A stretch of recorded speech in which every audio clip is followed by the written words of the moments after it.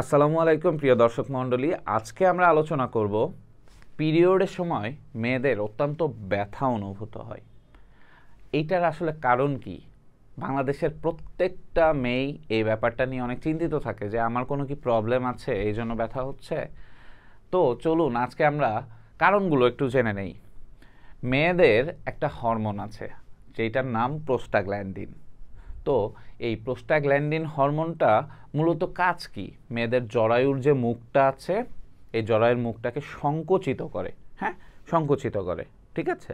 তো যাদের এই প্রোস্টাগ্ল্যান্ডিন যে হরমোনটা আছে, প্রোস্টাগ্ল্যান্ডিন হরমোনটা বেশি সিক্রেশন হবে, মানে বেশি উৎপন্ন হবে, তাদের কি হবে? জরায়ু মুখটা বেশি সংকীর্ণ হয়ে যাবে। তখন কি হয় না, পিরিয়ডের সময় যে ব্লিডিংটা হয় বা রক্তটা বের হয়, এটা রক্ত বের হতে পারে না, ফলে প্রচণ্ড ব্যথা অনুভূত হয়। এরপরের যে পয়েন্টটা আছে অ্যান্ড্রোমেট্রিওসিস, ঠিক আছে। তো অ্যান্ড্রোমেট্রিওসিস কি? জরায়ুর মধ্যের কোনো টিস্যু বা কোষ যদি জরায়ুর বাইরে বৃদ্ধি পায়, সেক্ষেত্রেও পিরিয়ডের সময় অনেক বেশি ব্যথা অনুভূত হতে পারে। এরপরে আসেন আর একটা পয়েন্ট আছে, যেটা হচ্ছে সিস্ট বলে। আপনারা সবাই অবগত আছেন সিস্ট সম্পর্কে, যেটাকে ফাইব্রয়েডও বলা হয়। তো দেখা যায় যে হচ্ছে জরায়ুর মধ্যে অনেক সময় মাংসপিণ্ড বৃদ্ধি ঘটে। হ্যাঁ, মাংসপিণ্ড বৃদ্ধি ঘটে, যেটার কারণে হচ্ছে পিরিয়ডের সময় ব্যথা অনুভূত হতে পারে। এরপর আছে যে পলিসিস্টিক ওভারি সিনড্রোম। এটা অনেক যারা মোটা কাটা মেয়েদের ঝামেলা হয়, ঠিক আছে। স্থূলকায় মেয়েদের ঝামেলা হয়।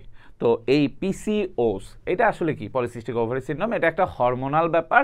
এখানে অ্যাবনর্মাল কিছু হরমোন ক্ষরণ হয়, যার কারণে মেয়েদের দেখা যায়, পিসিওস যে মেয়েদের আছে তাদের দেখা যায় পিরিয়ড ইরেগুলারিটিস, কোনো মাসে হচ্ছে, কোনো মাসে হচ্ছে না, 2-3 মাস পর হচ্ছে, বা একটা না 1 মাস ধরে পিরিয়ড হচ্ছে।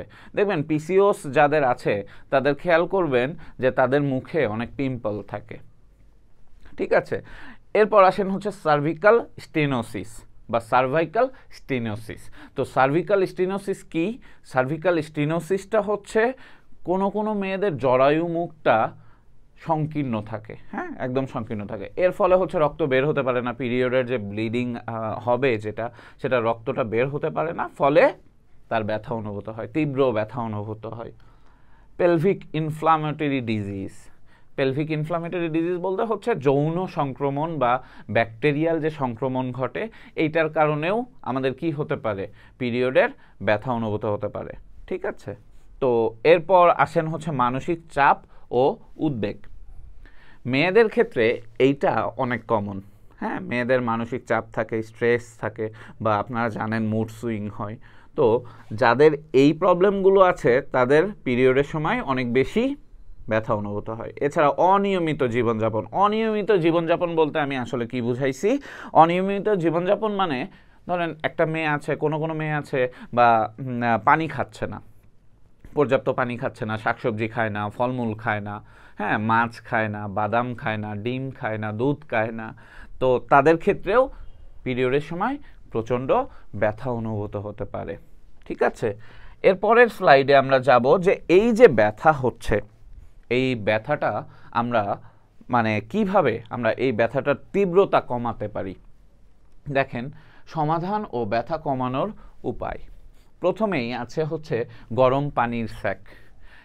বাজারে গরম পানি স্যাক দেওয়ার জন্য একটা ব্যাগ পাওয়া যায়, যে ব্যাগটা কিনে ফেলবেন এবং হচ্ছে গরম পানি ঢুকাবেন, তারপরে কি করবেন?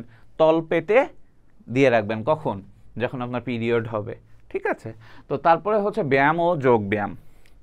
দেখেন, নিয়মিত অ্যাটলিস্ট 20 থেকে 30 মিনিট হাঁটা চলার অভ্যাসটা রাখবেন। এছাড়াও কিছু হচ্ছে যোগ ব্যায়াম আছে, যোগশুল যেটাকে বলে, এগুলো আপনারা ইউটিউবে সার্চ দিলে পেয়ে যাবেন। এগুলো করলে নর্মালি বাসায় করলেই নর্মালি ব্যথার তীব্রতাটা কমে পিরিয়ডের সময়। এছাড়া পর্যাপ্ত পানি ও স্বাস্থ্যকর খাবার। অবশ্যই পর্যাপ্ত পানি খাওয়ার দিকে আপনারা ফোকাস রাখবেন। এছাড়া শাকসবজি আছে, শাকসবজির পাশাপাশি আপনাদের ফলমূল আছে। এছাড়া ওমেগা-3 ফ্যাটি অ্যাসিড সমৃদ্ধ খাবার, যেটা কোনটা বলেন তো?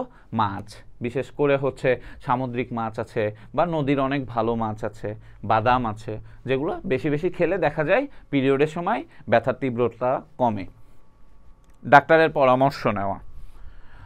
যদি আপনার পিরিয়ডের সময় প্রচণ্ড ব্যথা হয় এবং এই ব্যথাটা নিয়মিত হচ্ছে, মাসের পর মাস হচ্ছে, তখন অবশ্যই আপনার একজন গাইনোকোলজিস্টের সাথে পরামর্শ করা উচিত।